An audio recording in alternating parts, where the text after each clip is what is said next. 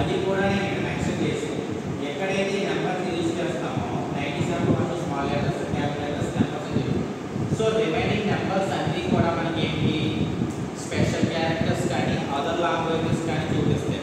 So మనకి English వచ్చేసరికి ఏ letters చూపిస్తుంది. అదే రిమైనింగ్ నెంబర్స్ మీరు ఇండివిజువల్గా మీరు ఓన్ ల్యాప్టాప్లో ప్రాక్టీస్ చేస్తున్నప్పుడు ఎంటర్ చేసి చూస్తే ఫర్ ఎగ్జాంపుల్ 3299 ఇలాంటి నెంబర్స్ ఎంటర్ చేసి ఆర్డర్ ఆఫ్ క్లిక్ చేసి యూనికోడ్ వాల్యూ ఏదైతే వస్తుందో సరదాగా ఒకసారి మీరు ఫైండ్ అవుట్ చేయండి. ఇది మీకు ఏంటంటే ప్రాక్టికల్గా మీకు ఏ వాల్యూ ఏ నెంబర్ వస్తుంది అనేది ఫైండ్ అవుట్ చేసుకోవచ్చు. So it's a basic of practice. So ఇలాంటివన్నీ తెలుసుకోవడం మీకు ఇంపార్టెంట్.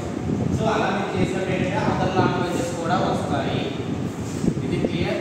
స్పెషల్ క్యారెక్టర్స్ మహా ఎన్ని ఉంటాయి 10 to 15 మధ్యలో ఉంటాయి. రిమైనింగ్ నెంబర్స్ అంటే ఎక్కడికి వెళ్తాయి అదర్ లాంగ్వేజెస్ వెళ్తాయి. లైక్ జపనీస్ కానీ హిందీ ఉర్దూ ఇలాంటి లెటర్స్ లాంటివి ప్రింట్ అవుతూ వస్తుంటాయి.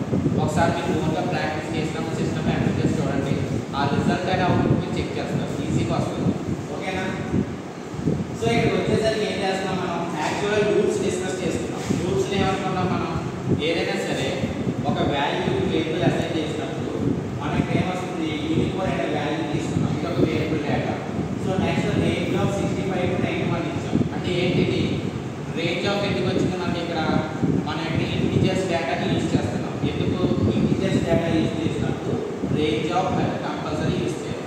అదే స్ట్రింగ్ డేటా అయితే రేంజ్ ఆఫ్ అంటే ఓన్లీ ఇన్పుట్ డేటా ఏదైతే